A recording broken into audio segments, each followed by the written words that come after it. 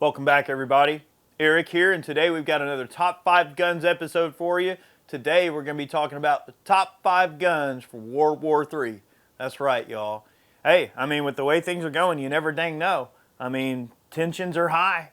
Things have gotten relatively kinetic around the globe. Who knows what could be on the horizon? So, with our top 5 videos, these are kind of hypothetical sort of questions that we ask. Obviously, we don't wish for World War III to happen, but if it did, what type of guns would be the best things to use to protect yourself you're worried about an invasion or you're worried about whatever. What tools of the trade would you want to use? Well, I've gathered my favorites here, ones that I have access to anyway, and I'll give you a bit of my mindset as to why I would choose these types of tools to protect myself and where they would come into play.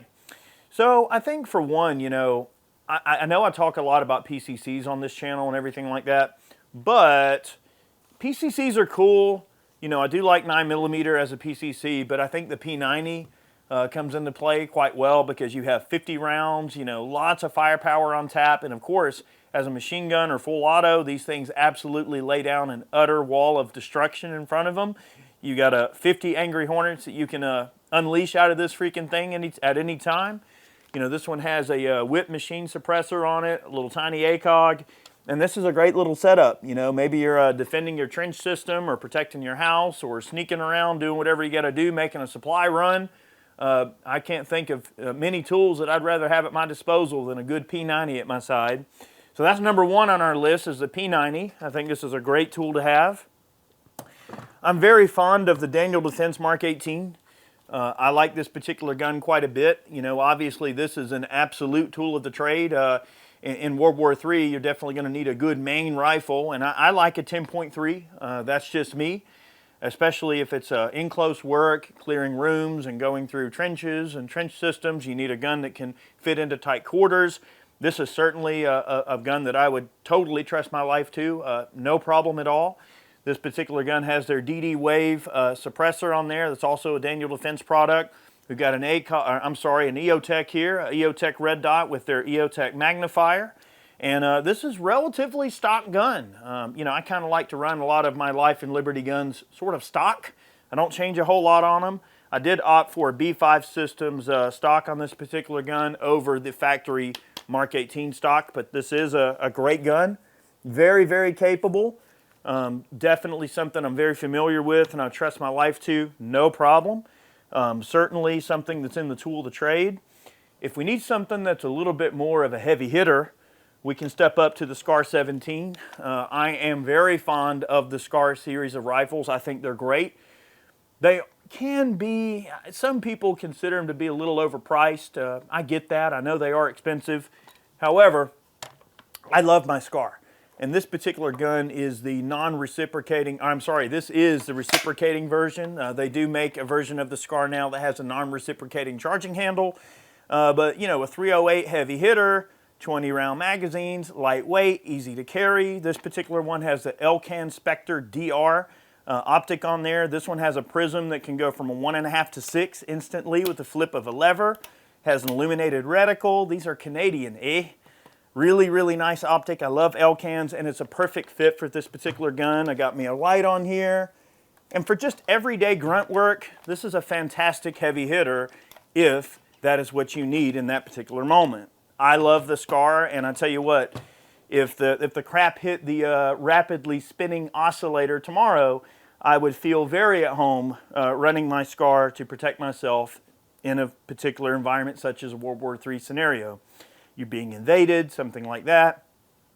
If you walk out the door with your SCAR, you're going to feel pretty well protected. That's just my take on that. What about drones? Okay, so recently I made an episode on drone shotguns and things like that. So I'll show this shotgun off again. This is a shotgun that I named Goldie. This is a 26-inch Benelli Super Black Eagle with a 3.5-inch Magnum chamber. This will hold 11 2 3/4-inch shotgun shells. So for anti-personnel purposes, defending your trench system, defending your home, whatever the case may be, World War III, you need to use a shotgun for defense. You've got 11 rounds of buckshot, slugs, birdshot, whatever you can throw in it. You can use it as a survival tool, as a hunting tool, take down game, whatever you need to do. But you can also load 3.5-inch Magnum buckshot, number 4 buckshot, double-aught buckshot, and you can have a very effective drone gun for shooting drones out of the sky, which is certainly something that you're definitely going to want to have access to, because believe me, drones are here to stay and they're not going anywhere. So, you know, many people have tended to, let's just say, not care so much about shotguns in recent years. Many trainers don't even offer shotgun training classes. I think that's going to change with drone warfare being what it is, and there needing to be good, effective anti-drone countermeasures. I think more people are going to get into shotgunning, at least from a standpoint of self-preservation against drones. Something to consider. All right, here's my custom Remington 700. If we need to reach out and say hello from long range, this is a 6.5 Creedmoor Remington 700 that's been highly customized. We do have a GRS rifle stocks gun stock on here. This is Badger L5 bottom metal with the detachable 10-round boxes from Accuracy International. This is a Spur 30mm mount, okay, with a bubble level built into the mount. These Spur mounts are fantastic, by the way. This is an Element Nexus, okay, that's on this particular optic, or this particular gun rather. We have a carbon fiber wrap barrel in 6.5 Creedmoor, and on the end we have a Silencer Co. Harvester suppressor. It's an alloy suppressor. So this is a great gun if you need to do some overwatch, or just kind of keep an eye on the fields, or make a long-range shot on game, or two-legged game, or whatever the case may be. I think a good bolt action is still a useful tool. There are some auto-loading 6.5 Creedmoors you can get out there. The FN rifle, the SCAR we mentioned earlier, they do make a 6.5 Creedmoor auto-loader. You know, you can get ARs, a large frame AR in a 30-06 or a 308 or 6.5 Creedmoor, an auto-loader. You can do that for sure. There are some 6.5 PRC auto-loaders that are out there. I think Noreen makes one. So if you need something that's in a long-range caliber, flat shooting in a 6.5 caliber or 6mm caliber, there are auto-loading options out there, but I thought I would show off my Remington. This is a sweet rifle. It pits the ace. It is super accurate. And I'll tell you what, I've got really good dope cards for this thing. I've got it dialed in perfect. I can shoot this thing out to like 1,500 yards, no problem. It is completely capable. And it totally, that rifle delivers the goods. I'm telling you, boys and girls. So that handles close-in threats, long-range threats, heavy hitter, you know, in the trenches, personal protection with a pack of bees, with the P90. What if we really need to take something out? All right, what is number 6? Our wild card. Hold the phone. Let me get our friend here. Hang on a second. Okay, give me a second. Now, you know that this is not a proper World War III video if we don't break out our Barrett M107. Okay, it's an auto-loading 50 BMG, semi-automatic. You have a 10-round box. This one is equipped with a 6-power 50 caliber ACOG that's specifically built for the Modus, but it fits really nice and holds up really great at home on the Barrett. They do make a suppressor for this particular gun. I don't have the suppressor for mine. I just opt to run mine nice and loud, but you could suppress this if you want.